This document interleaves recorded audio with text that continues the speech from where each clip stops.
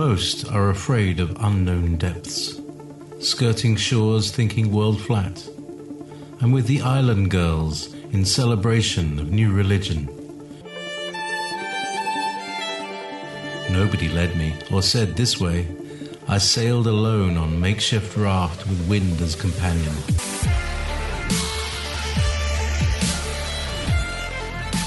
Fate for deliverance, confidence enough to assess new disposition. Seekers of lost paradise may seem fools to those who never sought the other worlds.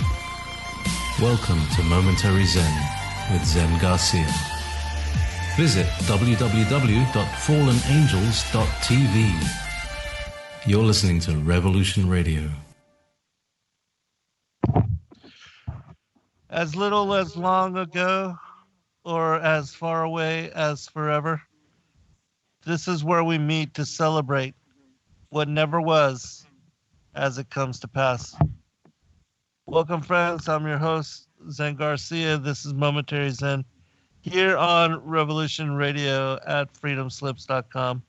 I thank all of you for taking the time to join us this evening. We are having kind of a reunion show. I'm going to be on with my brother, the Hijacker. And for those that don't know, it was long ago and many years ago that the Hijacker invited me to come on to his show. And we shared a lot of time and space together doing many shows covering a lot of issues. And then I began my own show and began to broadcast here on Revolution Radio. But Hijacker, are you there, brother? Yes, Zen. It's been a long time. How's my audio coming through?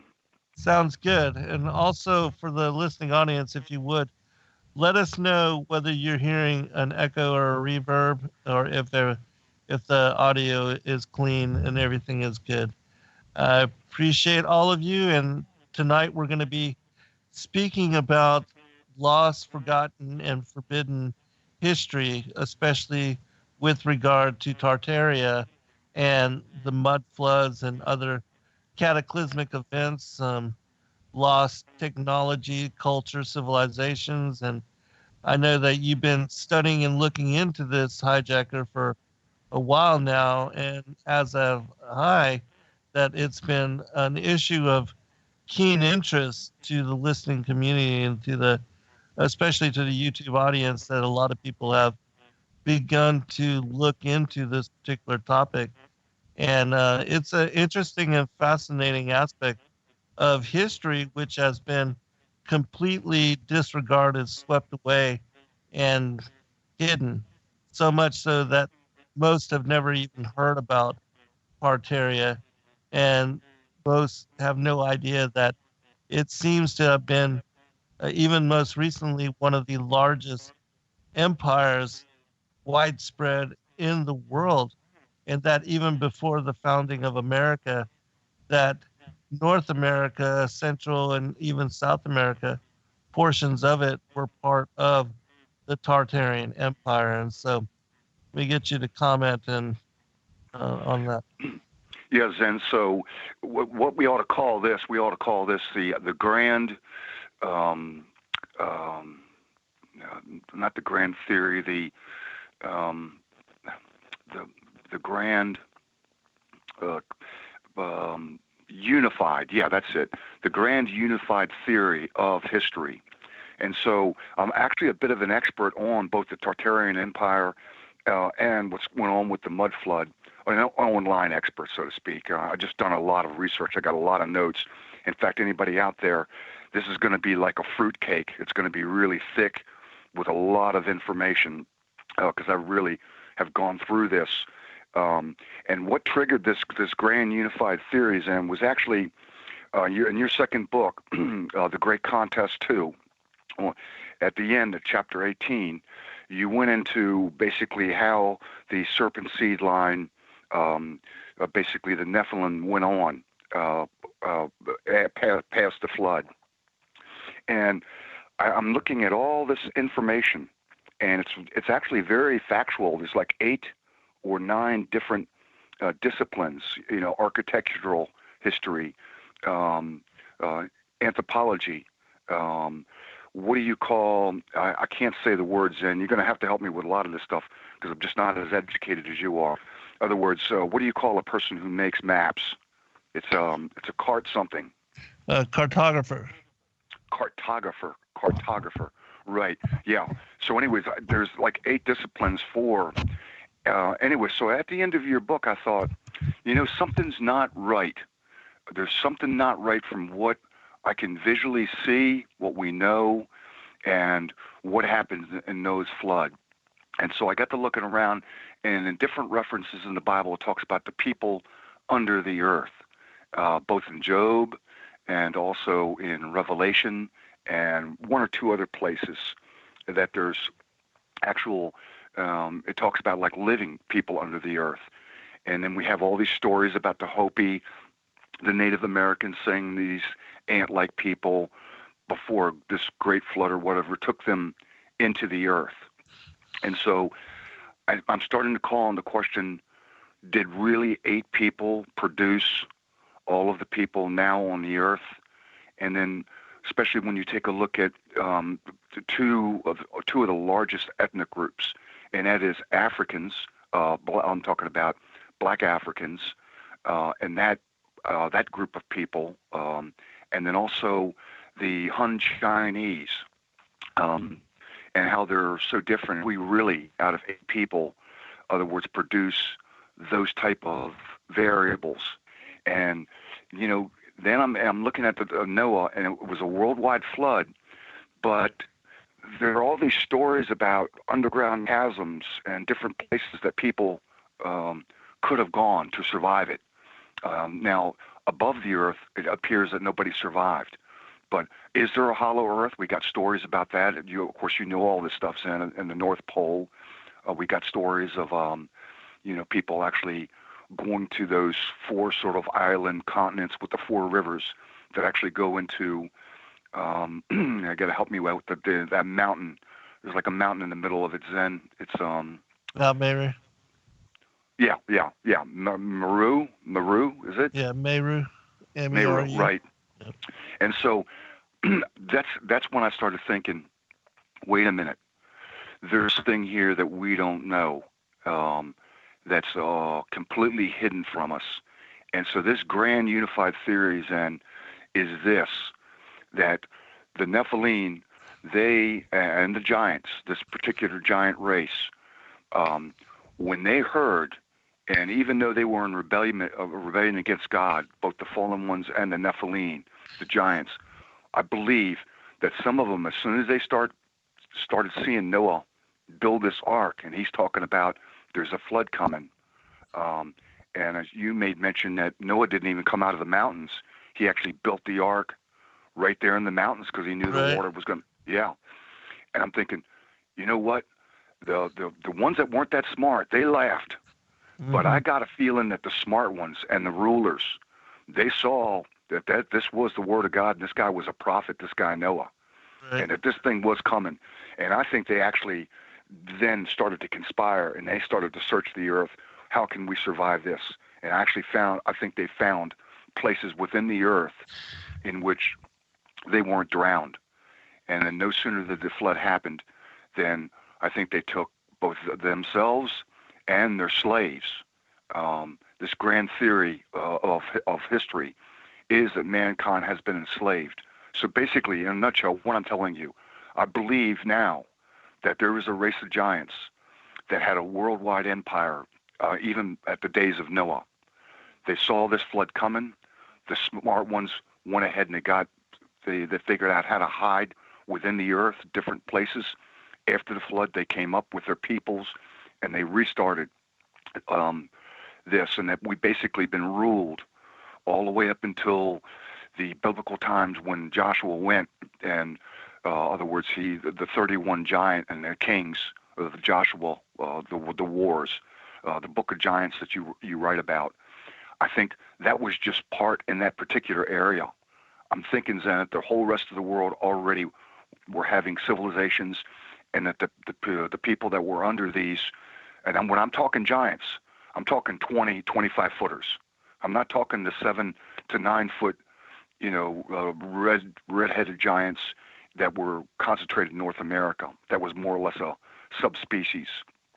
What I'm saying is I think that these 20, 25, 30 footers could actually rule the earth all the way up until about 1750. And that was the last of their empire. And I think what happened since the time of Israel and then all the way up to the time of Christ, that they were gradually beat back as the small men, normal people, multiplied. And so as they beat them back and beat them out of Rome or whatever, they left these great architecture type of buildings all throughout the Middle East, Greece, Italy, through France. And then as the men and Christianity in particular expanded out, they were forced out of different pockets to where they were just these, and think about it this way. Think about like a couple of dozen of these tall, 20-foot Nephilim super intelligence race of giants that were there. They might have thousands and thousands of little small men under them in all these different places on the earth that they were their slaves, and that they actually were ruling all the way up until about 1750. But as Christianity spread out, then they were forced more and more to basically the outskirts. And I can prove pretty much all of this, and I'll just give you the list, and then I'll let you jump in here, Zen, if you want to, critique anything. So worldwide, we've got star forts and star cities. This is very common, literally hundreds, if not thousands, of these places all over the earth. And if you want to know what a star fort is like, think of like a snowflake. It's a very unusual fort. When you actually take a look at it and take a look at the ones that you can actually see that are still around, very tough to defeat. I mean, it's not like a four-walled city where you just gang one wall, and if you can get up over that wall. No, they had it where the walls were built where one wall could help defend the other in one point, and then they had moats, very complex. Anyways, these structures are all over the earth, even to this day. Then you've got the maps.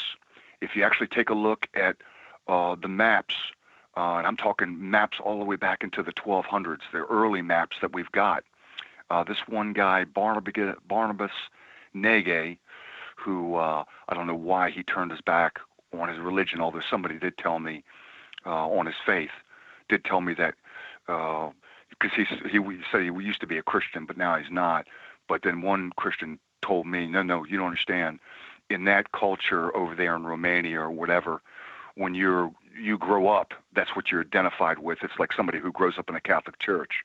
You ask them, what religion are you? What faith? Oh, I'm Catholic. Well, it's not the same as a Christian Catholic, somebody who's actually converted and has a relationship with Yeshua. So it's completely different, so I understand that. But anyways, Barnabas Nege, you can see he got a hold of literally 100 old maps. I'm talking all before like the 16th and 17th century. And he did this one video on was California an island. And so he goes through all these old maps, starting with the oldest.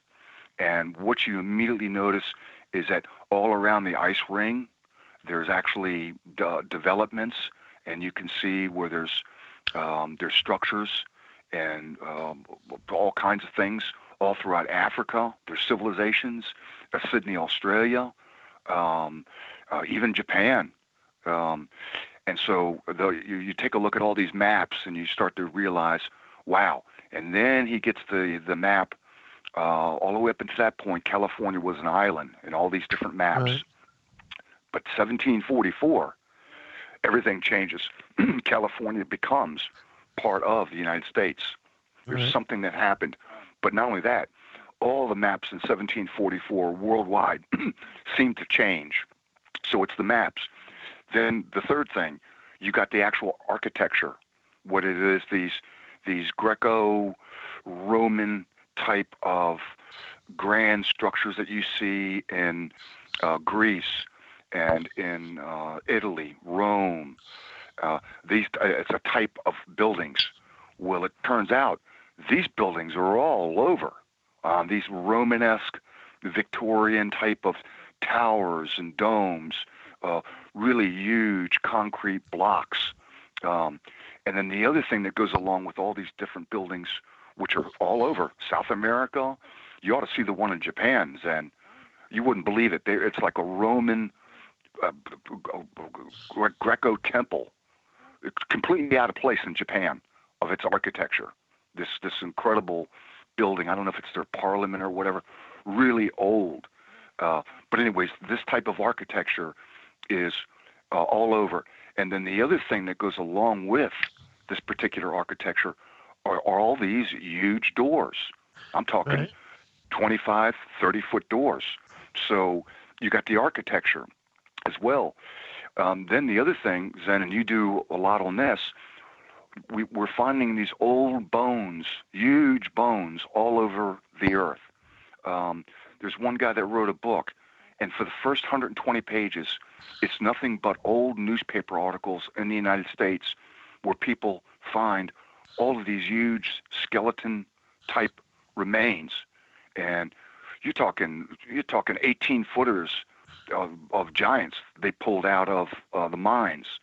So that's the fourth big thing, is that we got basically all of these bones that we find that the Smithsonian seems bound and determined to hide. Then if you actually take a look at murals, old paintings of like large groups of people, or drawings, and these are really old.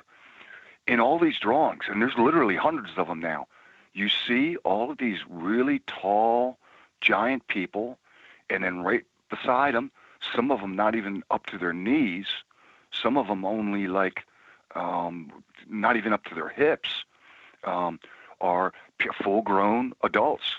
And you can see that there's actually children beside them and dogs.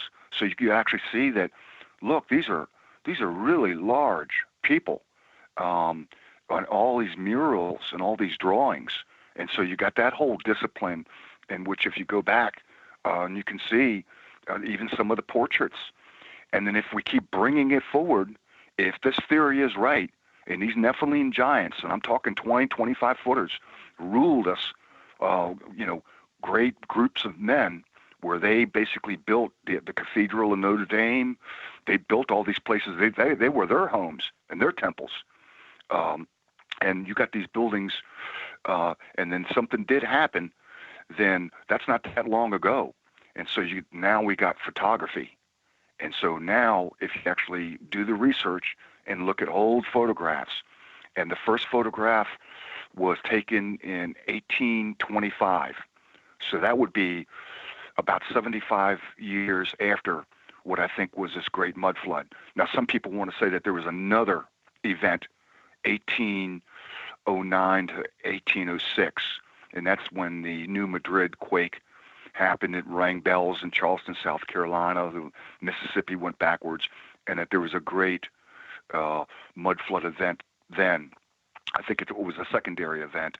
So 1825, we got photographs. Well, if you look at these old photographs, you see the evidence of something tremendous happened. Not only do you see photographs, and you can see, in some of them, you can see really giant people within these photographs. And they're all over, these really old photographs. But then the other thing you see, Zen, and I know you've done research, so I'm not telling you anything that you don't know, but there are pictures, early pictures, 1840, 1850, 1860. When you take a look at the early pictures of St. Petersburg and Moscow and even Paris, all different places all over, even New York, you see these grand, great cities. Dresden, take a look at Dresden. If you take a look at those photographs, no people, or very, very few. And all you see is what looks like they were, there's a mud floor to it. And you see this strange type of telephone pole with no wires, along with these grand, incredible buildings with spirals and strange things that are on top of the towers and the domes. almost like it's a complete technology, almost a wireless type of energy and technology that we know nothing about. And so you got photographic evidence. That's the other discipline. But you can even go further. You can go into video evidence. In other words, the first early pictures. And you see things that should not be. You see the 1893 World's Fair. Take a look at all those buildings, incredible structures with massive amounts of electricity and lights. You see, back in the 1870s, supposedly even before electricity, we were supposed to get it. I think the first place that got electricity was Niagara Falls. You see in like Paris, France, you see these people getting on this walkway. I'm talking about there's nothing but horses and buggies around. But these people are getting on, there is actually two walkways that are actually moving like, what do you call the thing in the airport? Zen, like escalator, right, where it just pulls them. And they're going like, like over a mile. I mean, how does that work? And I mean, they're moving at like a 5-6 miles an hour clip, faster than you can walk. And they actually have another escalator that goes slower. You step onto that one, and then you step onto the other. So you got this old video, and then you've got even video. It's fairly modern, but some of it's really old, of these really giant people. There's one video out there, 200 giants in the earth, and you see like, this beautiful, she's gorgeous Asian woman, and you see she's holding her hands with her boyfriend, and he only comes up to her hips, and you see all kinds of video. So you got the video evidence, and then you got the other discipline, which is history. And I know you study history an awful lot, and there's something that we're not being told, because there used to be a nation called the Holy Roman Empire, and there was actually a world war before what we would call the First World War. And it was actually Napoleon Bonaparte, and that was right around the 1800s. Actually, it started in 1760. Where it was the Prussian War that won against, but there was nothing but war for year after year, including our Civil War, including our 1776 rebellion, and then the Napoleonic Wars right around 18, where Napoleon, he went all the way to St. Petersburg, and he found the place empty, and so there was something that happened that created an incredible. Something happened right around 1750, which caused the whole world to go at war. A lot of people got wiped out. And then shortly after that, at the turn of the century, we start to hear about orphan trains going out to the Midwest with just nothing but filled with thousands and thousands of orphans. And you hear these new type of orphanages that were founded. And believe it or not, they called them foundlings. They looked that up. Like, you found something, they call these people foundlings. And so, and they even had baby trains. There's even a memorial, I think it's in St. Louis, to the great baby train. So what's that about? So what I'm saying in this grand unified theory, and then I'll get you the comment, I got plenty of other notes, but what I'm saying is I think these Nephilim giants ruled in groups of maybe a couple of dozen, and beneath them were thousands and thousands of pretty much slaves, and that there was a great judgment that came. I think that they were ruling the earth, and as Christianity spread, they were being beat back, but they were still in charge, this great Tartarian empire, and it's on the maps. If you look at all the maps, even all the way up into the 1700s, you'll see Grand Tartaria. They're the ones that actually built the Great Wall of China. You could see it goes, the Great Wall actually goes east to west, in northern China, and it actually gates open from the north, where that great Grand Tartarian Empire. You can see the Chinese Tartarian Empire, right around the time Genghis Khan. It looks like Genghis Khan was probably one of the generals of these giants who were actually ruling these different groups. Goes all the way down into India, and then you could see even Grand Tartaria up northern Africa. Goes all around where they had cities and noble cities and royal cities, and so something happened, and I think it was some type of judgment. And I'll just wrap this up with this, Zen. I think as men were spreading, I think these Tartarians, basically this evil race of giants, I think they figured out or used biological weapons, and I think that's where the Black Plague came from, where they just murdered. They says, you know what, these people are too many. They're overwhelming us. They're overwhelming our star forts, our kingdoms, and I think they spread this. And the Black Plague just didn't go for like 50 years or whatever. You can see evidence of Black Plagues, special outbreaks, even all the way up into Moscow. There was a Black Plague that hit in like 1780 or something. And then I think one, or maybe before that, 1600s. And I think when they did that, I think God pronounced a judgment on high. And I think he says, you know what? You all need to get back into your hole in the ground right there in the North Pole, the hollow earth. And I think he sent a mud flood. And there's evidence for the mud flood through these buildings and architecture all over the earth. And I think once that rain and that mud started coming, I think this race of giants, I think they just went, oh no, the old man's going to do it again. He's going to drown us. And I think they went ahead and I think they hauled ass back into the center of earth. But I think they left because they were breeding with people. I think they actually bred down these Illuminati bloodline families into smaller sizes. And we can see these people, this serpent seed line, all among us. They are our rulers. It's just not the Jews or the Jesuits. No. This particular genetic bloodline is throughout all the earth. It's in Asians, it's in blacks, it's in Caucasians. We can see it all over.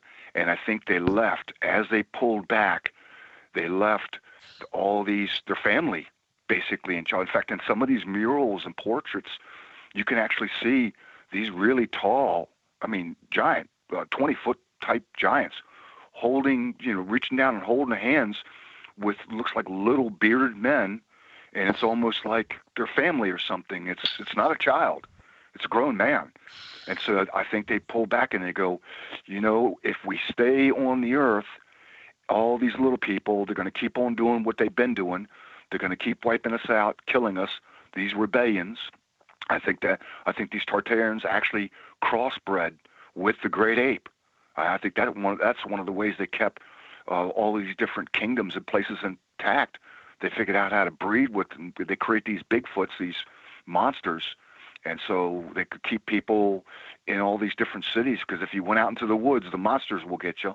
I think they genetically messed with that. That's where the Bigfoot came from. But in the end, they had to pull back for whatever reason, and then they left in their wake the 13 Illuminati bloodlines.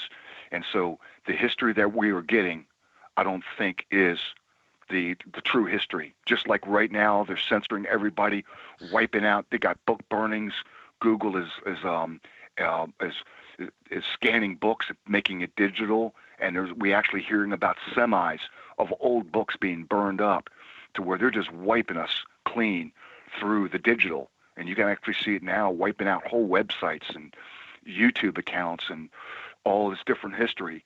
I think they did it back then. I think they rewrote everything, and the absence of written history actually proves that somehow they were the victors, and they wrote the history, and we really don't have a good history until about really our history actually starts as far as full books and everything.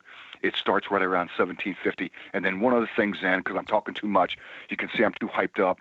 The other thing is we got, and you can go online and you can see books that are 6 foot tall, Right. I'm talking about, and you're talking about, you can see this lady and this guy, he's like 5'9", and you can see the book is at least 6 inches bigger than him. You can see stacks of books, which are huge. You can see these huge swords. You can actually see guns. There's actually a portrait of what you think looks like these French soldiers all in a line. And then you're looking at it, and you're thinking, well, that's normal. And then your eyes drop down to this little guy who's a general standing next to these other taller generals, which are actually bigger than these other big guys. And you realize they got guns and bayonets, and you realize that these little guys are actually our size generals with pictures of incredibly long guns. So basically, Zen, your work is really what was the master key for me to come up with this grand unified theory of history that these Nephilim, they have been here all the way up until just shortly, and all the evidence, whether it's video, pictures, murals, architecture, bones, maps, star forts, flags. I didn't get to that. Flags and symbols, lack of history, just a lack of pictures. If you're going to build a building, and it's 1850, and you want to build, I'm going to build this grand, great building, this structure. Well, you're going to be a rich guy. You're going to take pictures of it. No pictures of all these really old stone block, Greco-Roman cathedral-type buildings being built. And even when you do see pictures of all these cities, number one, you don't see any smoke or fire coming, smoke coming out of the chimneys. You don't see any construction, no cranes. And then you got pictures like out in Oklahoma where you see this little house up on this thing there, and you see they've dug down like 150 feet in the mud, and they're actually digging out these old buildings like in St. Louis. And it's like, what? What is that? But anyway, Suzanne, I'm talking too much. So I know you've been studying. What's your comment on, well, what do you think? How close on the mark do you think that this is? Go ahead. I like your presentation, and I agree with your assessment, and I absolutely do believe that they are connected in some way to the giants and to a higher technology that has been lost. And as you made mention, I do absolutely believe that the Most High brought judgment upon them and has been, as I cover in great detail in my work, that even the destruction of the First World Age and even Noah's flood was about wiping out the giants. And that it was not a judgment per se against humanity, even though we had fallen away, but it was more focused on decimating these giant bloodlines so that the descendants of Noah could survive in a world where they didn't have to worry about being eaten, or attacked and wiped out. And so, in similarity, I think that what we see as the Tartarian history and the missing aspects of that history has to do with also judgment that the Most High brought against them and their culture and civilization, going back 100, even thousands of years, even longer than that. I mean, there's been even the Tower of Babel, Nimrod, and all that. That's connected to the New World Order elites and that whole high technology and relationships with the angels and the giants. And so, yeah, So very interesting. you think it's right? So you think it might be like a series of judgments with like the Noah's flood being like a grand judgment, but then as they start to do what they did before, and here's another theory, Zen, and I get it out of all. This kind of comes from just looking at, because you put up all these kinds of images on all your different videos that you do and the stuff that you do on YouTube and in your books.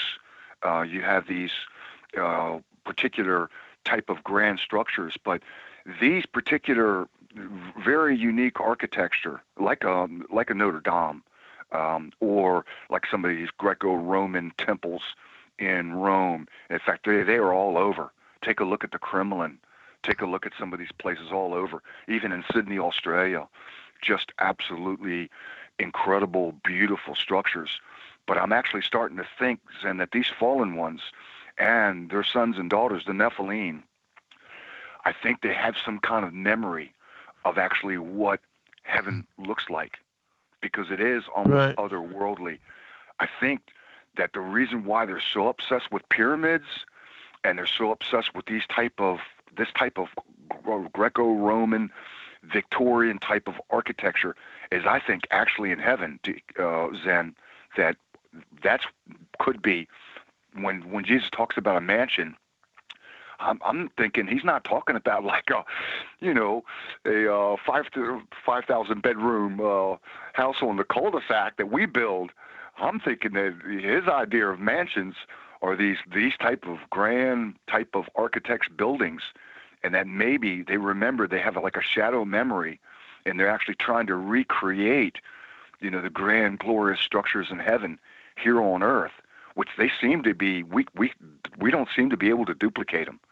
Like they talked about Notre Dame. Oh, we're going to rebuild that. Right. Which, by the way, they're going to make it a multi-faith, a sort of a Chrislam type of structure. But they got to taking a look at how they would have to do it, and there are not even oak trees that stand 200 feet to where they can actually get the type of beams that they made Notre Dame with. There's like trees that are not even big enough to actually get that type of the length of that type of beam. So we can't even rebuild it back to what it was. Right. But yeah, well, what I'm wondering, Zen, is I can't do it. I don't have the education, and really, what I do is I'm basically a slave now. I got to worry about my farm and myself. But I'd like to see if you could do a book on this kind of grand unified theory that these Nephilim, these giants, were actually here all the way up until about 1744, and then, in other words, tie the whole thing together. Because whether you want to see a Taj Mahal in Chile, they're there. In Honduras, yeah. In India, of course. All over. You can see these incredible grand structures all over the place. Down in Argentina, Venezuela. You can go to Sydney, Australia, which they say people only got there, early 1900s, and it was only 1,000. Early 1800s, and it was only 1,000 Irish, British prisoners, and yet you see what they want to say these things were built in 10 years. Nothing but these grand, incredible structures, which they, that's what the convicts are going to do. First thing they do, they go to Australia, is build these incredible structures, and they call them churches.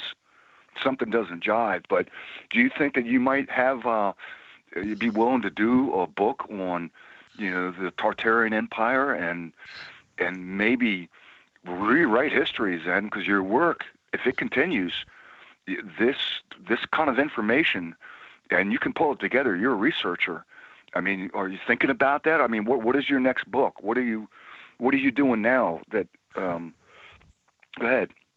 Well, actually, I'm working on a movie script, and I wasn't going to say anything about this, but I've been contacted by some people that want to do something on Enoch, the antediluvian times, the Watchers, the fallen angels, and they've asked me to write basically a film script for it.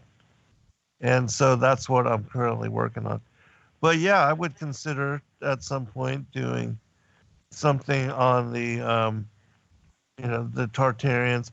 I have, like in my latest book, The Ancient Prophecies of Christ, which I just released last week, I speak about Tartaria in that book because there's something weird with the the timeline, the prophecy of Christ coming. It speaks about how he would enter into the flesh 5,500 years after Adam is cast from paradise. But in the general timeline of what we believe to be the biblical narrative, we have Adam going back 4,000 years from Christ, and then you have,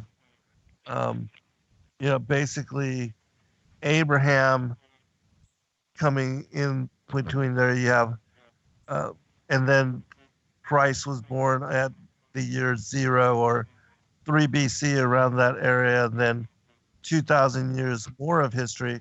And so it seems like that his coming from Adam is said to be for, 4,000 years, and then the timeline of the Second World Age, we're 2,000 years after Christ. And so that should be equal to 6,000 years.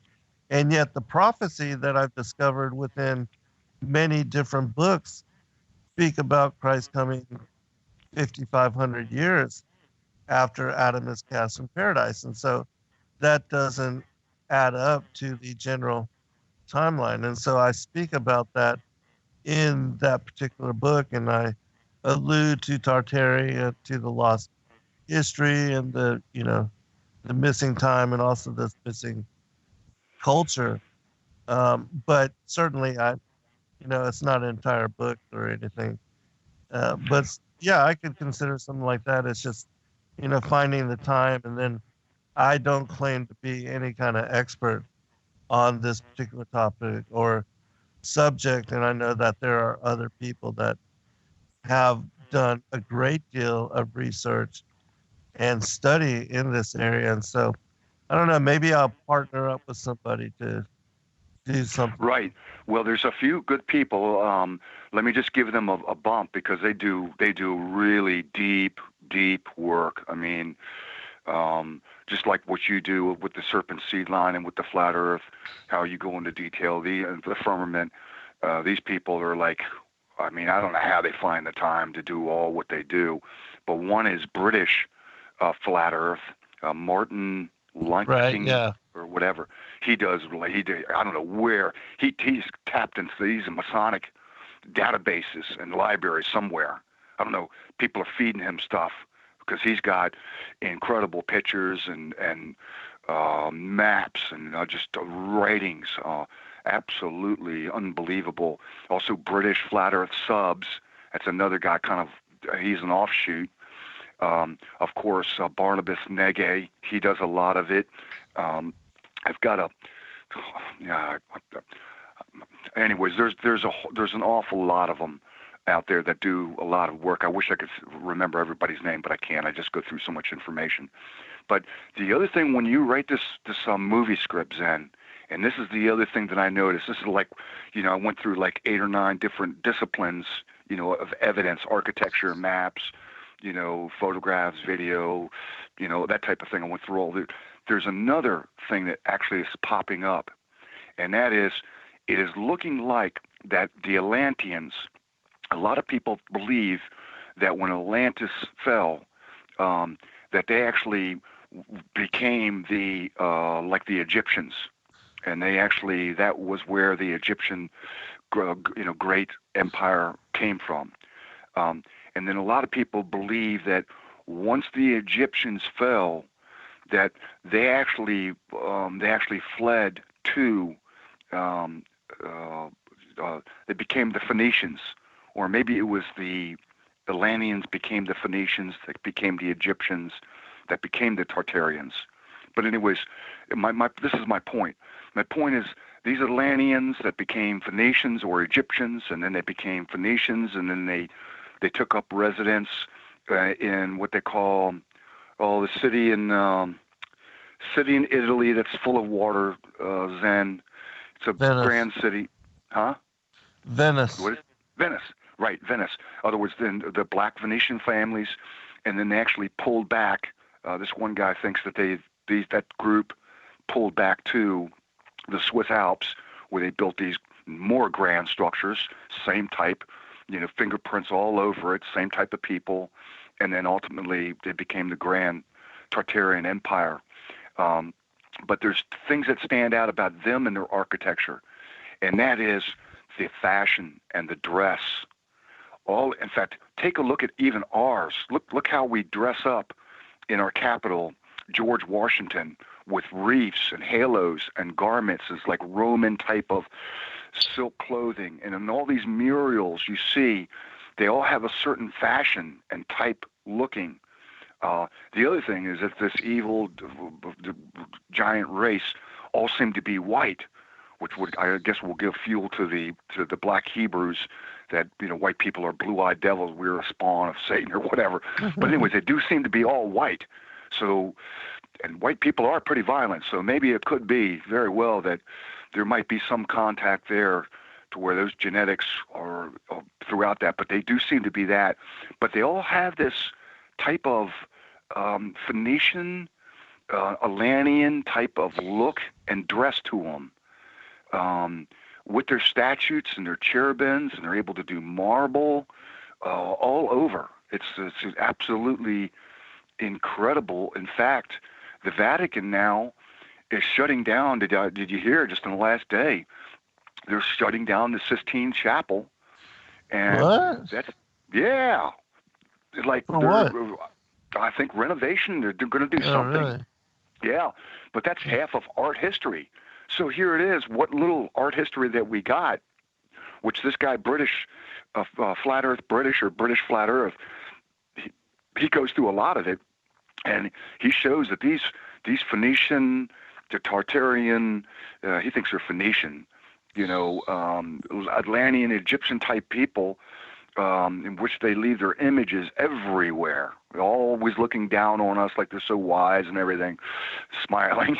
He's very funny when he remarks on what they left behind, and he thinks that they took all their technology. Something happened, and like this great judgment came in 1744, and they took all that high-tech wireless technology, which Tesla, he seemed to have known something about. He tried to pull it back before they got rid of him, this wireless Tesla technology. But anyways, they pulled it back, and then what they did is once they were forced back into the earth through some kind of judgment where I think they were ruling us now, then they started burning up and tearing down all these structures, because if you actually take a look at what World War I and World War II did, and especially the fires, all of the grand fires, right around 1900, every city from Paris to London to San Francisco, Chicago, New York, they all had these quote-unquote grand fires. Even Seattle, there's like 25 square blocks of Seattle underground where there's a whole city right below Seattle. And what it was, that mud flood came, it covered this area. In fact, my wife works in one of these old buildings, and she says, yeah, there's something completely different about the nature of the building, the marble, the blocks, really high ceilings. And also the grand doors. You see, like even in St. Petersburg, when you see the great and mighty King Vladimir Putin of Russia, he comes to his assembly, it's like it would be like his capital. You see these two guys, dressed out in all these military clothing, and they reach up to grab. These guys are already 6 foot. They have to reach up to grab the doorknobs, the gold doorknobs, by the way, and the gold door. Very, very incredible, the Kremlin. And they open these grand doors, and they're like, these doors are 25 foot, every bit of 25 foot tall. But they're all over. But anyways, it's the fashion. So when you write that, Zen, I really do think that the fashion, because the fashion carries through all the way through the Egyptians, the Phoenicians, the Atlanteans, the Phoenicians, the Egyptians, and then the Tartarians. And if you take a look at the artwork and the murals of all these different giants and among these little people, they're all looking like it's all one big toga party. They're all laying all out around with silk. It's a type of dress. You know what I'm talking about. So you may want to, if you write that movie script, you may want to give this people a heads up if you really want to catch the fashion. In fact, you can see Tartarian dress a lot closer if you take a look at like the Mongolians and the people, they're kind of up towards the Black Sea. You'll see it's a type of Nepal, Mongolian type of puff sleeves and always hats and stuff and reefs, that type of thing. Yeah, I just want to make mention of that, the fashion, the dress, also another fingerprint that goes back through that whole thing. But I don't know if we're coming up to a break or not. Yeah, we are. We've got 3 minutes till break, but I wanted to ask you, you live in Washington, right? Right. I live north of Seattle in the foothills, yeah. Yeah, I Cascades. just seen a video about how Seattle has just been junked up as a city. But what's up with that? Well, it's where it's like you was talking about, Zen, it's wherever these people go. Of the serpent seed line, doesn't matter if they're black, Jewish, white, Asian, does not matter. If they seem to have those genetics in them, wherever they go, they just destroy. They seem to just destroy things, and they're awfully greedy. So, I mean, you think about, we got things like Boeing and Microsoft here. I mean, Seattle's an international city. I mean, it's like a New York of the West Coast. It's a real city. It's like millions of people there, and they just the prices have gone way up. I mean, like, you know, believe it or not, my kid's property here, it's like they might have bought it for like a little over $250,000 or whatever. It's every bit of worth $500,000. Just the land itself, we could cut a little corner off of a lot and get $100,000 for it. So all that upward pressure, and because there's really a lot of people, a lot of the Chinese, really rich Asians know how to make money. I mean, they're really good at money. Anyways, they buy up whole apartment blocks, and so the prices go way up, and it forces people to start living out of their vans and cars. In tents. Like a bunch of tent cities, and then you got to be super educated. Now, fortunately, when I moved here, you know what I did with my children. I said, "This is what you're going to do." First off, none of them went to high school. I said, "You're going to jump right." I mean, I had like a 12-year-old going to college to get his GED. I just jumped them all. None of them. I said, "You're going to max out. You're going to do heavy math. You're going to do heavy English, and you're going to find the point to where your horsepower is not good enough, and that's when you're going to find out what you are. But you are going to fail. You're going to take the hardest stuff." And so eventually they did get really good education, but a lot of people don't get that sophisticated education to become like, you know, a wireless engineer or electrical engineer, that type of thing. yeah. So the hold jobs. on, Jacker, we're almost Okay, up yeah, there. yeah, okay. All right, we'll be right back.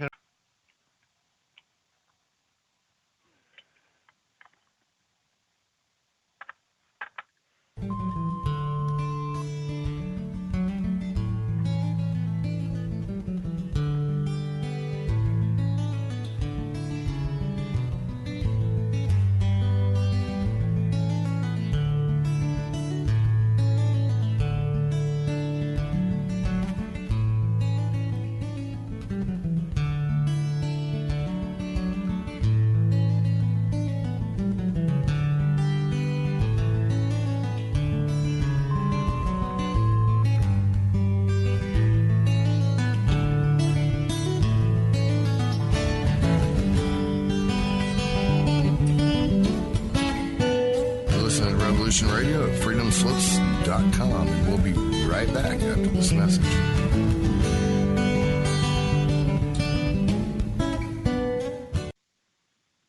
All right, welcome back, everybody, for second hour. I am your host, Zen Garcia. This is Momentary Zen here on Revolution Radio, and I am speaking with my guest and used to be often co-host, the hijacker, about the Tartarian Empire and the forgotten, forbidden history connected to it as culture, and also the ancient maps, which show us things like California being an island all the way up through the middle of the 17th century, and then something happening which creating the Great Lakes, that it was thereafter that it became part of the continental United States. And so these are things that are not spoken about or revealed or shared in popular world history or American history that we learn of in school. But anyways, before we went to break, I had mentioned something that was a little bit off topic, and it is a documentary called Seattle is Dying. And it's basically talking about how the crime in Seattle has been pardoned, and there's been a homeless invasion of people that use drugs and that don't have to now be in fear of being locked up, and are able to commit crime after crime after crime and not worry about being detained for long term. That there are some people that have been locked up 60 times in the past couple of years there in Seattle, and they keep letting people out. And it's just a very sad situation. There's all these tent cities coming up all over and around the grounds, and people not being able to use public restrooms. They're defecating and urinating all over in front of businesses and elevators and things of that nature. It's just a sad situation because I went to Seattle, visited there, and it was a beautiful and really clean city. Smelled good. The landscape was beautiful. The Cascade Mountains towards the north, Mount Baker. Just really beautiful. The coastline and the ocean out towards the west, and all the evergreens, the Douglas firs. I mean, just beautiful. Mount Rainier to the east, and for that to be happening to that city, it just really saddens me. But from what I understand, this is happening all across the West Coast, United States of America, these sanctuary cities. And so, one final comment on that, and let's go into the Tartarian stuff again. Right, yeah. But before I do that, Zen, only because I can see not only did you go blow past Studio A, but you got a record-breaking number. So there's a lot of people that I've tuned in that you really, if you can give your contact information. Also, Revolution Radio, go to Revolution Radio, buy a seed pack, or get the archives. I think it's $5 a month. Whatever you can do for the station to keep it going. And if you get the $5 a month archive, you can go back and get all of Zen. Zen does shows like this every week. You can go back and get all of that. And there's something like 80 hosts or whatever, so you can get a wealth of information. If nothing else, just get the seed pack that Nighthawk has. 35,000 seeds, 54 different herbs and vegetable varieties, all organic, heirloom, non-GMO. So anything you could do for the station. But why don't you go ahead and give your information out, Zen, now that we got such a huge audience, and let people know where you can get, like you just put your latest book. But anyways, why don't you get that? Because I don't want you to miss that. There's so many people, and I don't think that a lot of people maybe not, they're not familiar with you. That may be because I promoted you, and I promoted this interview for about a week on Deacon's show. So it's a different group of people. Oh, right. Go ahead. Okay, excellent. Yeah. Yeah. My books can be found at sacredwordpublishing.com. That is our publishing company, and this is my 21st book that I published, The Ancient Prophecies of Christ. And it covers in great detail, shows how Adam, Abraham, Moshe, all of the patriarchs, they knew about the coming of Christ as prophesied in the book of Enoch, with the mention of the elect one and also the Son of Man, specific to exactly what Daniel references Christ and his prophecies. And so I show how Adam was told, that Christ would come into the flesh, be born of a virgin of the tribe of Judah, exactly at a set time that he would fulfill the Levitical feast, and that all those prophecies, as specified in Isaiah and other Old Testament prophets, were fulfilled by Christ, and how that the Israelites also believed in the Son of God. Like so many people think that they only worship Yahweh as the Most High God, but it's not true. In fact, when you look at and examine the ancient manuscripts, it's clear that they worshiped the Trinity and that they revered the Father and the Son and also the Holy Spirit as the feminine aspect of the Godhead, and that what we see reflected in the Godhead is what we see reflected in the human family, especially with Adam and Eve and their children.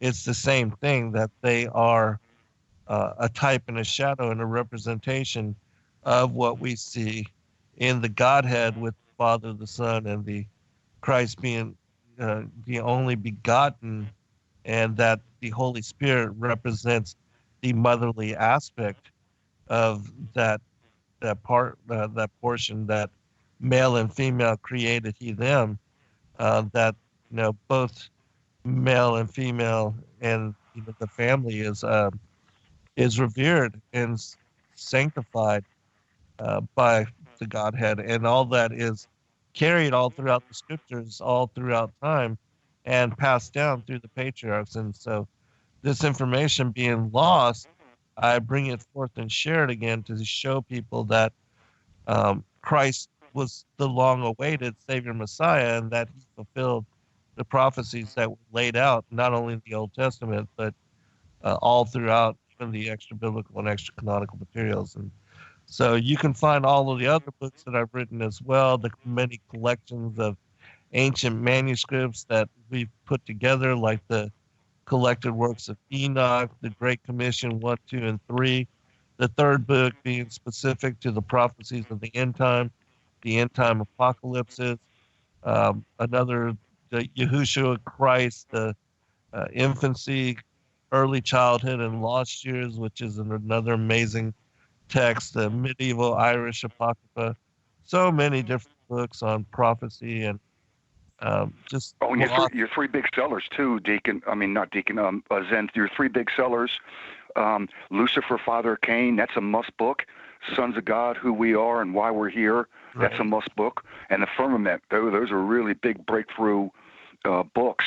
So yeah, you got 20-some book. Yeah, go ahead. Yeah, and I've got a trilogy on the flat Earth and biblical cosmology, and as Jacker mentioned, the sons of God, Who We Are, While We're Here, and Skyfall, Angels of Destiny, speaking about and elaborating on pre-existence and election, and how it is that God knew us before the foundations of the world, before even the world was created, and how we were assigned specific role and mission to fulfill in this lifetime.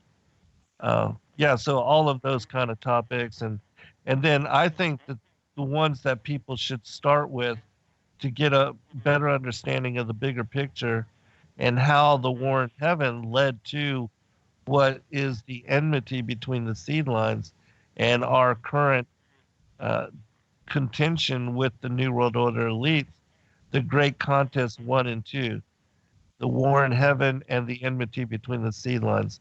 I think that people should start with those two books if you're new to my work and you want to understand better what we are dealing with in our current situation, and how it ties into, again, the rebellion of the angels, the insurrection and war in heaven, and then also the beguilement of Eve, where the devil sired his own progeny here upon the earth, and that the elites are tied to the children of Cain.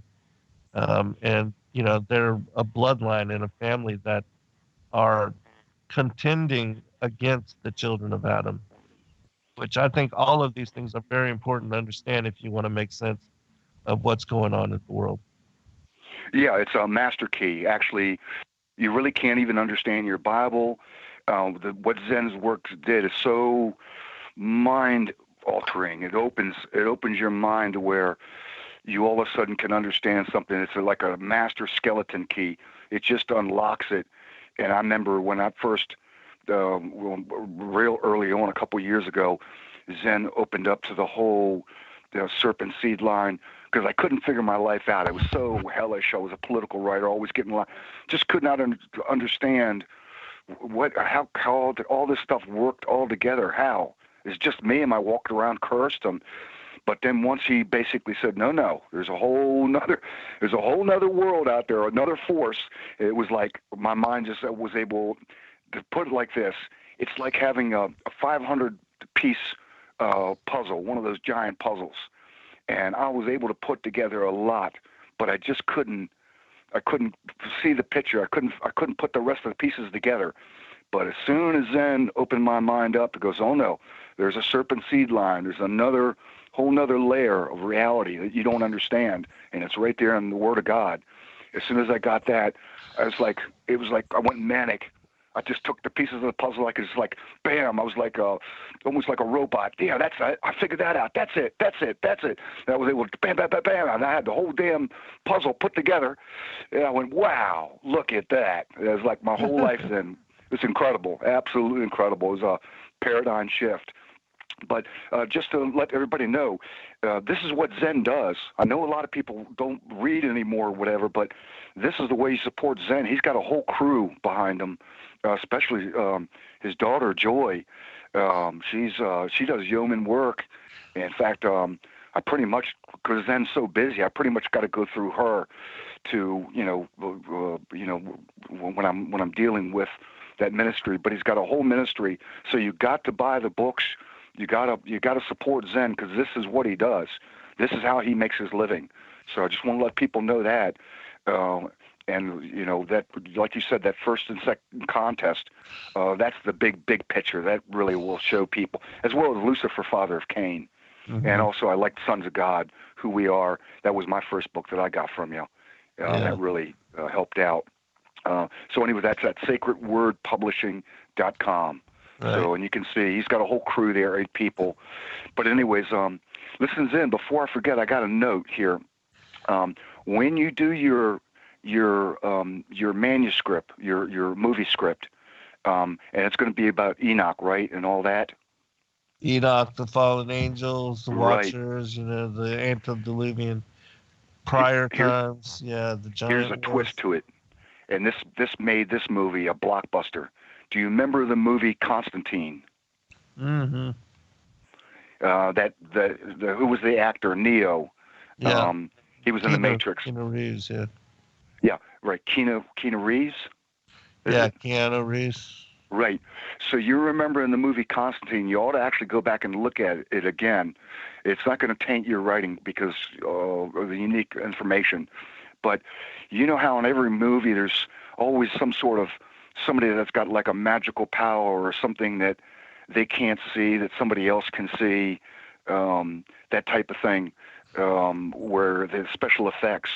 You ought to make it so that Enoch has this special ability to actually see another dimension that's overlaid in our dimension, so that unlike the people that maybe he's around in the movie, the normal people that he's talking to, he's got the capability of taking his eyes and rolling them up so only his whites show, and he's able to take a look at the spiritual dimension here on the earth.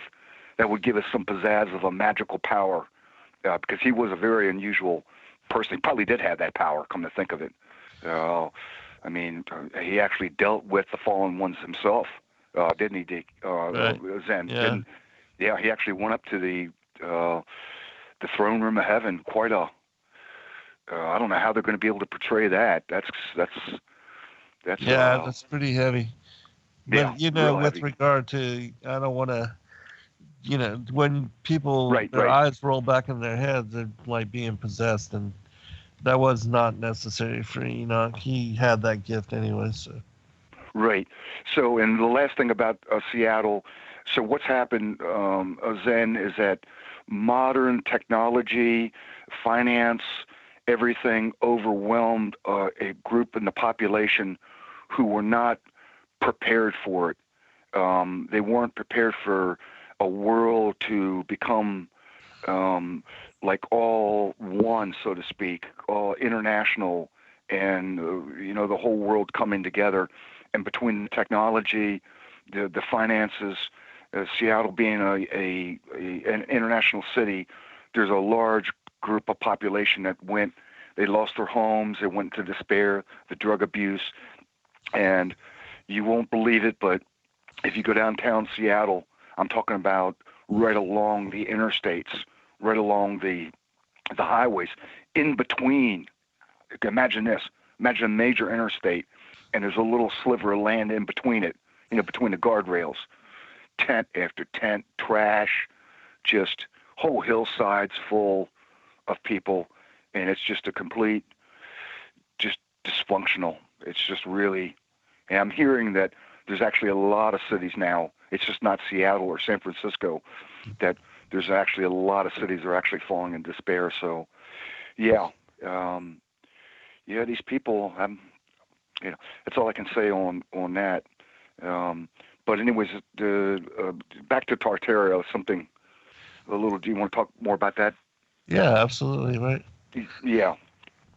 So I'm gonna just check my notes real quick to make sure that people got it. Oh, also we also see. So right before it appears, like you talked about the 1744 map. So you can take the maps, all the old maps, and you go all the way up into right around 1742. That's the last map, and you see California is actually separate. Now, some of the older maps will show that you go up into Baja California, up in the peninsula, right there, but they don't go any further. In other words, the map is not complete. But the next map, I forgot who did it. It's a 1744 map, or maybe it's a 1746. You see that California is actually a part of the United States.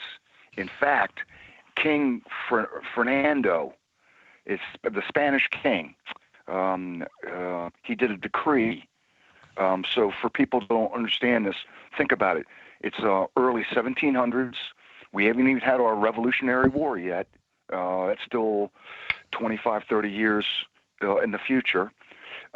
France is here. They've grabbed Louisiana, and of course we all know about the Louisiana Purchase. So the French moved in.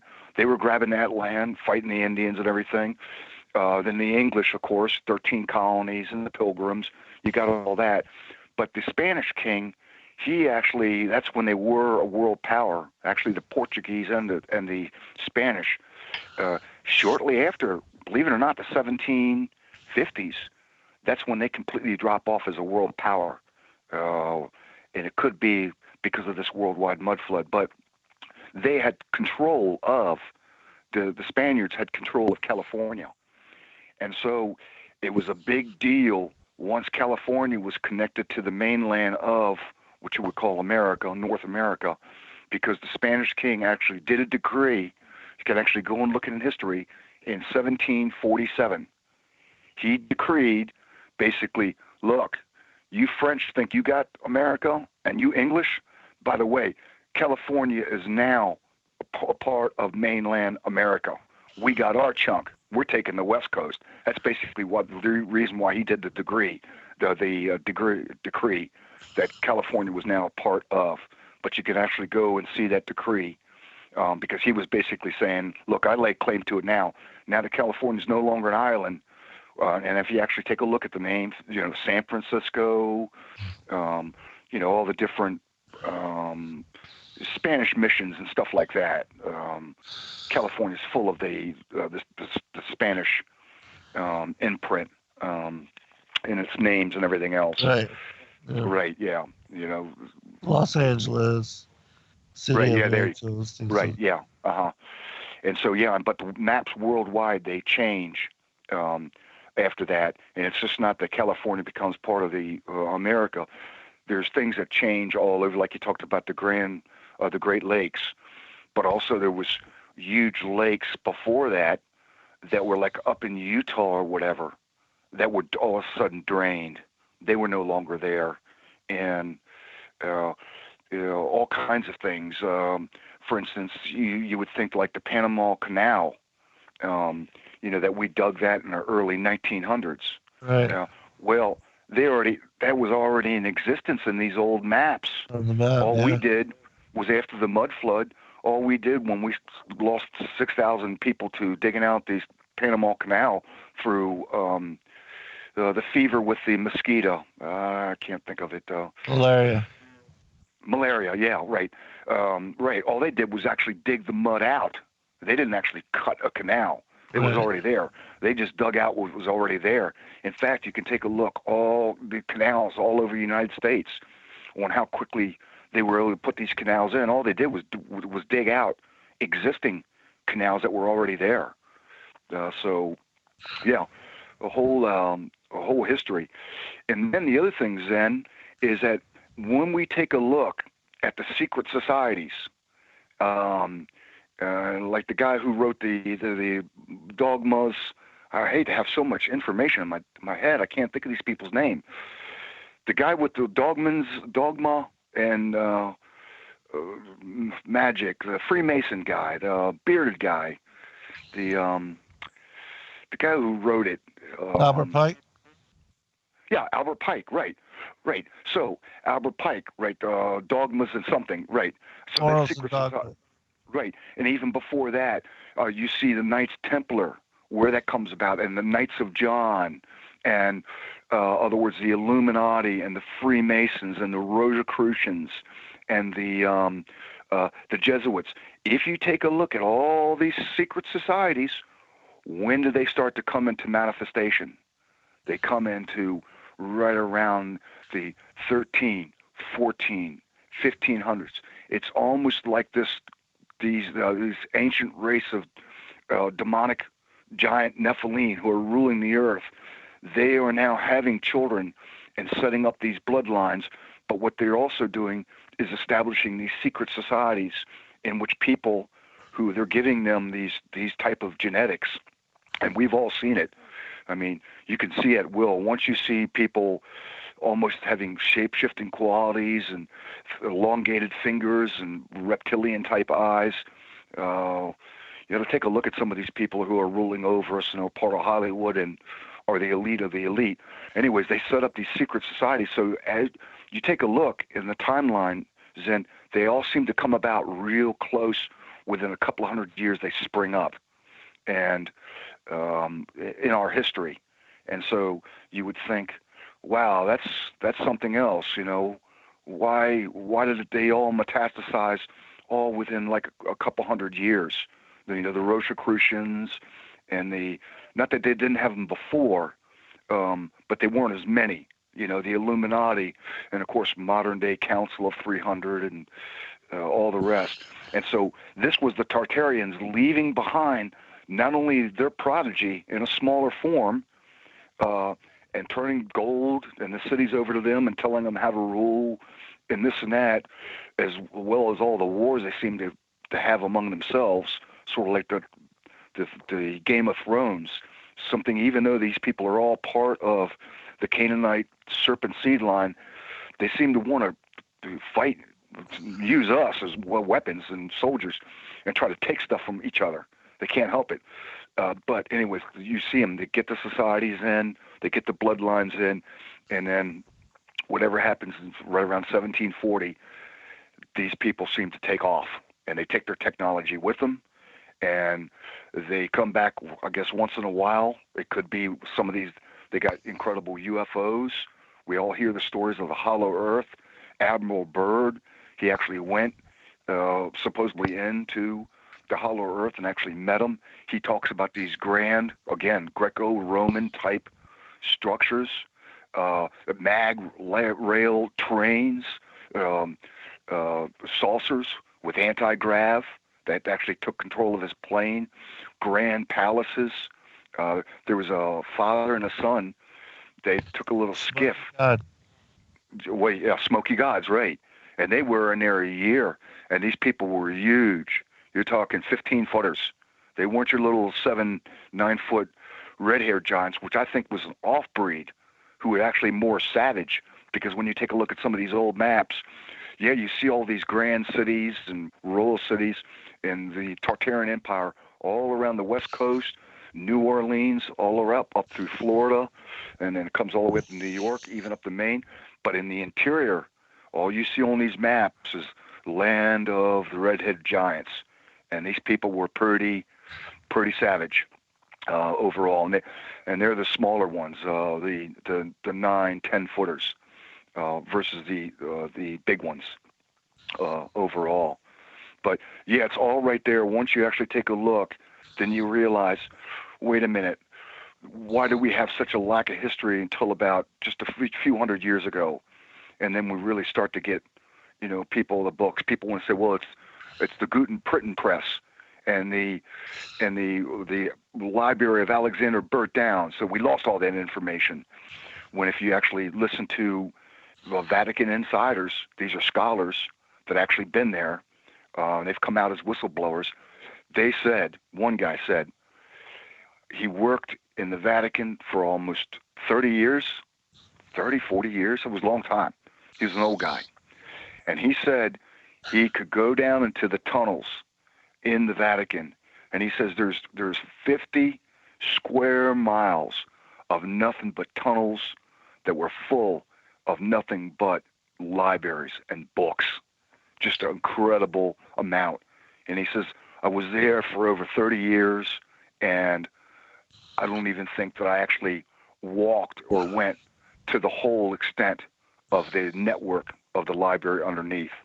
And so if these people were ruling us, these giants, all the way up into the 1750s, and they did pull back, you can see they could easily pull because they got the money, they got the network. It's not like we got an internet or telephone or TV. You got to remember, these are peasants, like, these are slaves. They're like live outside the castle and grow like wheat, stuff like that, food, pigs. Their whole lifespan, they don't move more than 20 miles. That's it. They're lucky to even have a horse.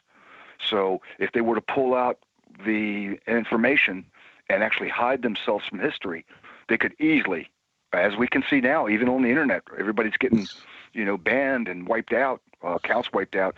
They could go and get these books and say anything about the giants, pull. This particular story, look, you're a monastery, you rewrite it and leave this out. Everything I went through and marked out, you get rid of. And so they can literally rewrite the history. So we probably don't even know our real true history. And so, in fact, some people then are saying that the whole Middle Ages, the whole 1,000-year dark ages, didn't even happen. And they want to say really that it's only been 1,000 years since Christ came. And I don't know if I believe that, but there's just a whole lot of history that's missing, a lot of books. Right. But anyways, what do you think, Zen? You think that we're on to a pretty good line of thinking? I mean, could it be that we had 20-foot tall giants, ruling to different cities all the way up until the 1750s? I mean, is that possible? Absolutely. I mean, that seems to be what the ancient, as far as the archives and the bones and the legends and all of that seems to be what they are alluding to. Yeah. The giant doors everywhere. Right. In fact, exactly. Right. And then when it comes to the mud flood, that's easily provable. Just go onto YouTube and take a look. These people will actually go into different cities in like Sydney, Australia, and they find these really old stone, incredibly complicated architectural Greco-Roman buildings. And you can see the windows, and you can see where, even in London, everything where they actually dig out and they go all the way down. You can see pictures in Rome where it's a whole city. They dig out this whole hillside, and there's a whole city of these really old type of art, Roman Greco type buildings, columns, marble, domes, towers on towers. It supports a whole modern city above it. It's it's everywhere too. Take a look at go ahead. Yeah, I was going to say, no matter where you dig, the further you go down, the more modern and the higher the technology, the cityscape and as far as the buildings and the architecture, it the farther you go down, the deeper the layers, the more grand in design, which shows you that we're not evolving from the ancient past, but we're actually devolving, and that what was previous was of much grander and higher technology than what we see and even what we can replicate in this day and age. I mean, we cannot even create the cyclopean and megalithic structures that were constructed and put together in the ancient times. We can't do that kind of building process in this day and age. It's lost to us as far as technique. Yeah, absolutely. In fact, there's some video footage of Dresden, Germany. It's online. It's old footage. It's like back in the 1930s. And you take a look at that city. It is like they got a castle, which is almost like a Notre Dame on steroids. It is like all these giant doorways. I mean, it's just absolutely an incredible city that actually got just bombed in nothing. And so it does appear that they had, once they had to pull out, and I do think it was a divine judgment. I think the Lord just scared them out of their head. I think once it started raining and the mud flood started filling stuff up, I think they just went out of their mind. I think they just says, "Oh no, the old man's going to drown us again." And I think I think the Lord says, you better get back in your hole in the ground. You better go back in that hollow earth. You're causing too much havoc. But they did leave behind, there's all these different Illuminati, reptilian, human, hyper bloodlines, so to speak, of the serpent seed. That's for sure. And now they're trying to get their one world order like that. But what do you think on the theory, Zen, that really that the land actually was under the control of the Nephilim, and they had control of it for a long time, even all the way back to Atlantis, and then they became the Phoenicians, and then the Egyptians, and then finally maybe the Tartarians, but that it was is when Joshua and Abraham, and they came out, and Moses, they came out of the wilderness, and they started conquering these cities that were controlled by giants in that particular area. But what I'm saying is, what if the whole world was actually already under the control, and they had cities throughout, and that what Israel did was just open that particular, like the Holy Land up, where Joshua, he killed the 31 kings or whatever. I heard a program recently with you and Gary Wayne, which you guys, it's great that you're all going to hook up together. You may want to give that a bump, because you got this thing every Friday. I make sure I catch it, Zen. So why don't you give a bump to that, because that's a really good program on these type of topics. Right. Yeah, Gary Wayne is joining Sacred Word Publishing and doing the Ask Me Anything shows that I do every other Friday with my daughter-in-law, Joy. And so he will be doing the same kind of thing with her. And it's going to be on Monday evenings. They're settling out the times and the dates. And once that gets resolved, then we'll be announcing and releasing. And also, we're even now taking questions for people that want to ask Gary Wayne a particular question about anything. And for those that don't know who he is, he's the author of the Genesis 6 conspiracy, which is a lot about even the information that we're talking about now. But I just recently did a 2-part series with Gary talking about the Jesuits and also the Rephaim Wars, which is connected in part to the Lost Book of King Aga Bashan. And for those that have never heard about or read that particular text, it's absolutely mind blowing and gives you insight into the whole flood of Noah's day and the reason for the flood, and also the how Noah's flood was really to target the giants that were born of the interdiction of the fallen angels, the sons of God, with the daughters of Cain.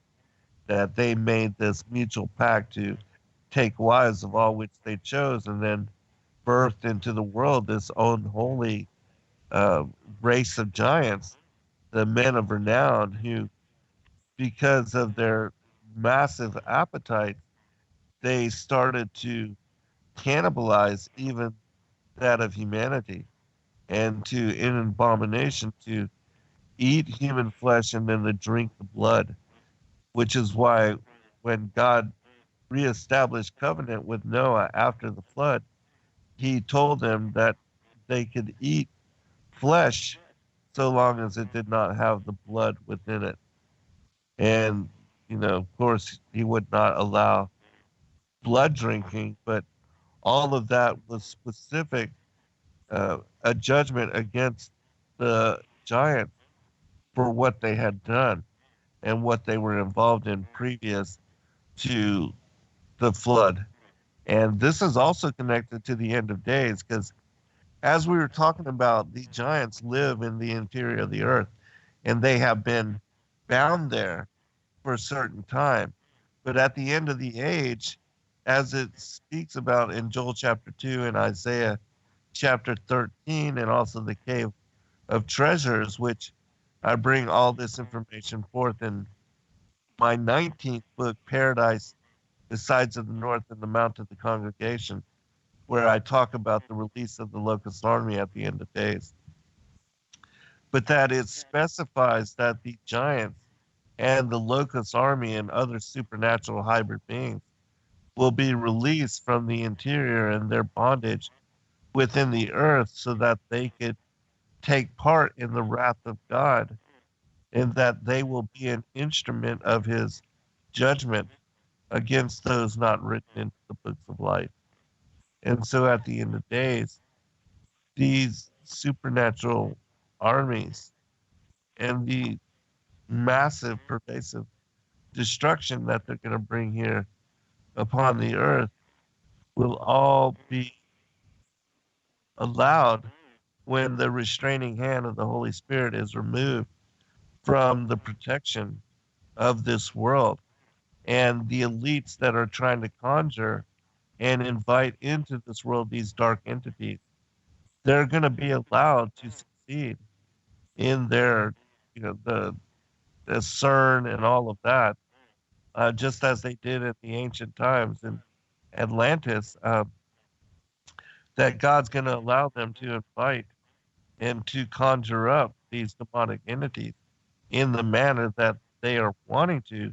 But what the elites don't realize is that the joke really is going to be on them, because the, allowing those forces into this world, they will destroy the elites and the others that are not counted in the books of life. And so what they are hoping to do to humanity, that the church in that day will be protected, and those forces will unleash hell upon them. And it speaks about how they will try to hide themselves in the interior of the earth in their deep underground bases. But I would add one other thing with regard to the Atlantean times. Christ said of this, of his second coming and the end of the age, that as in the days of Noah, so shall it be in the days of the second coming of the Son of Man. That fig tree generation, which we are, that unless the days be short, there should be no flesh left. And so he is coming to save us and to preserve us, because just as he did Noah and his righteous descendants, that unless they were saved and given a way to survive, the giants would have wiped them out and completely, made extinct humanity. And so, but as far as Atlantis, and you were talking about how the different cultures came about, it's my opinion that when God brought judgment upon the ancient ones, the fallen angels and the Anunnaki, the dragon-like entities, the feathered serpent people that were ruling as the pantheon of gods and goddesses in the ancient times, that they then, as it says in the Emerald Tablets of Thoth, that they flew away from that destruction and watched the city and the temple being drowned and submerged and destroyed, and that Atlantis was utterly demolished, annihilated, and made a memory. And it says this in Ezekiel 26 and Isaiah 23 that God would make this of these people and of this culture, that only a memory of them would exist, but that no remnant, no nothing of their city or their ruins would be found, because they would be utterly swallowed by the earth and the oceans of the world. But it was after that time that they flew to different parts of the world, that consecutively you had the Egyptian cultures, the Japanese, the Indian, the South American, and also North America and other parts of the world like Stonehenge, Albion, um, and other areas, that they came up and were uh, the out jump gun on their evolution, and that they were uh, visited by the Atlantean, and that they took over and ruled in those areas and set up this hybrid priesthood, which is why you see depicted in the Egyptian hieroglyphs that there was this hybrid, part animal, part human, um, these gods and goddesses, and these reptilian dragon-like entities that ruled over them. And it was also why they, in worship and establishing rule over the peoples of these different parts of the world.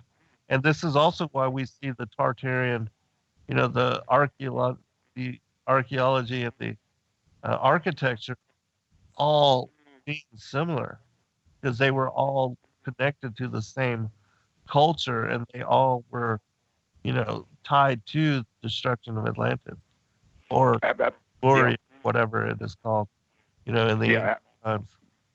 But right. they Yeah, all split off.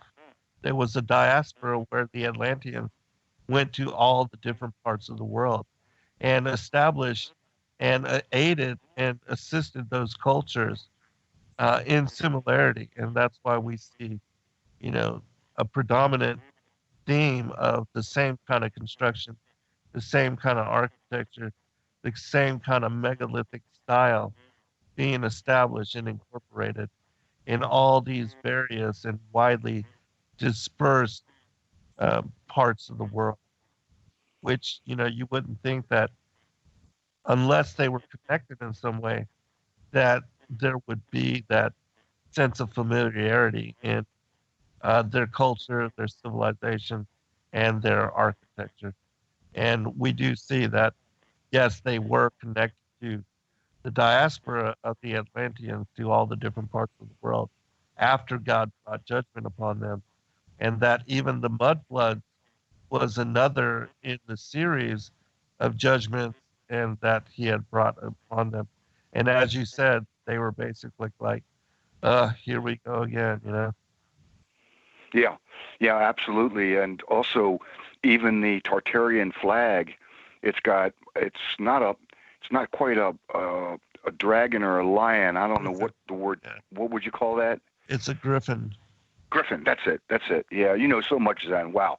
But also the same thing you see in India, Japan, China, all about a serpentine type dragon religion. You see same pyramids, Quetzalcoatl there in South America, and it looks like it's like a worldwide religion, almost like in the movie Conan the Barbarian with Arnold Schwarzenegger. It's a serpentine type dragon cult, and they never went away, folks, and they didn't stop eating people either, because they're finding now in Ireland and in London and in England and in France, they're finding whole wells full of nothing but the bones of young, small babies and children, to where they haven't stopped.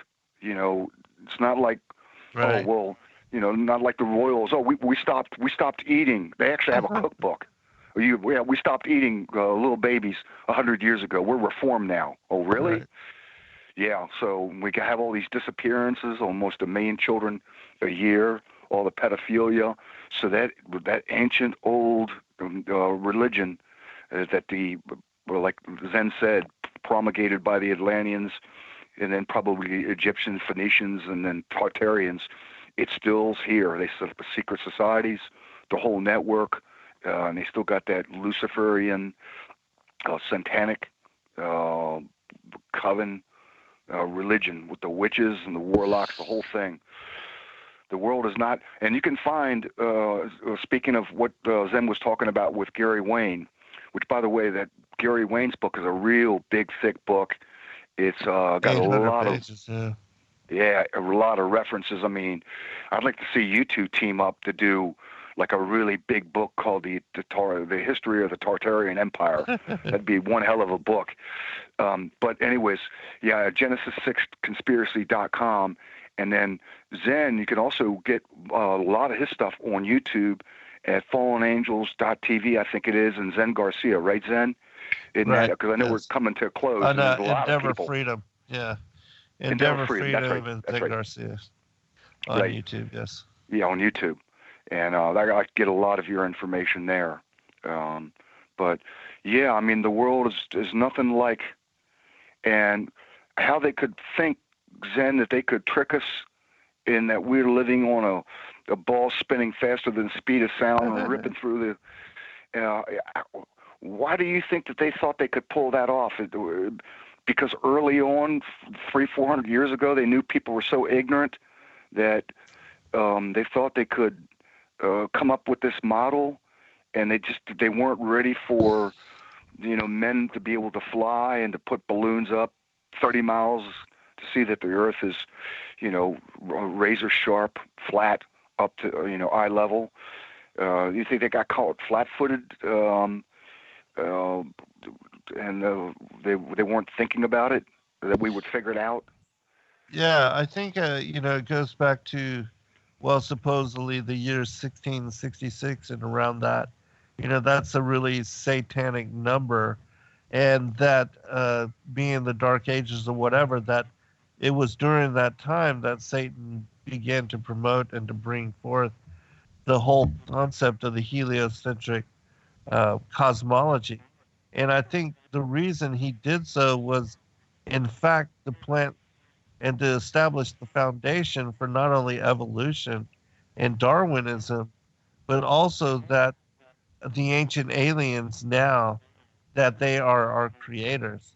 And I believe that the whole basis for the heliocentric deception is so that he could establish the foundation that the Antichrist, the coming reign of the Antichrist, that the Antichrist is an extraterrestrial from way out there, and that they are millions of years in advance of us, and that, you know, they were the ones that seeded humanity and jumped the gun on evolution and created, you know, they're the missing link that evolution has been looking for so very long.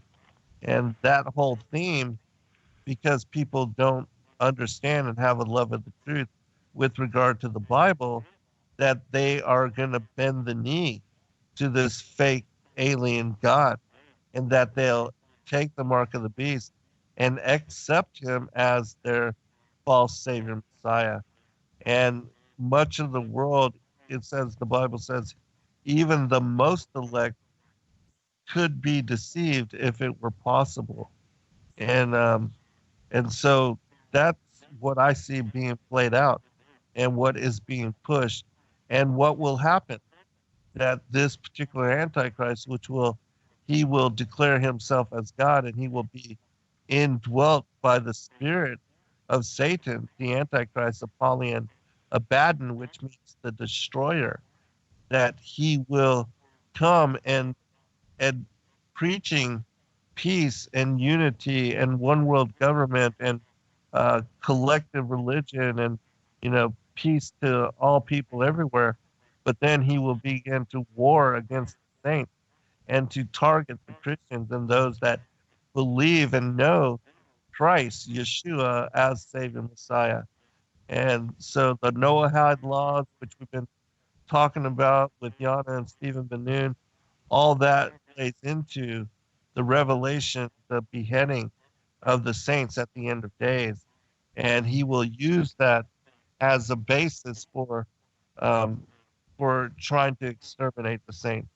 And all that is coming. I do believe we're right at the door for, the revealing of the Antichrist. And we see now that Jerusalem has been declared the capital of the world, the third temple, the sacrifices, all that is being reinstituted. And so. Right, and I know we're getting ready to go, Zen. I appreciate you doing the show. In other words, let me on your show, and you can get all Zen's you get Zen's information at sacredwordpublishing.com, and you can find out all his contact.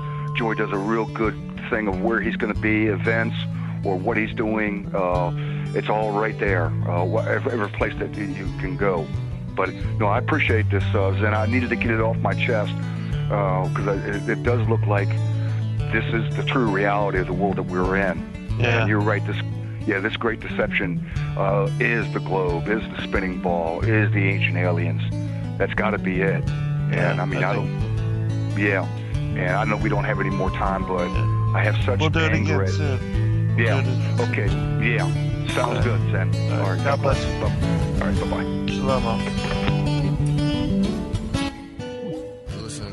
Radio at freedomslips.com, and we'll be right back after this message.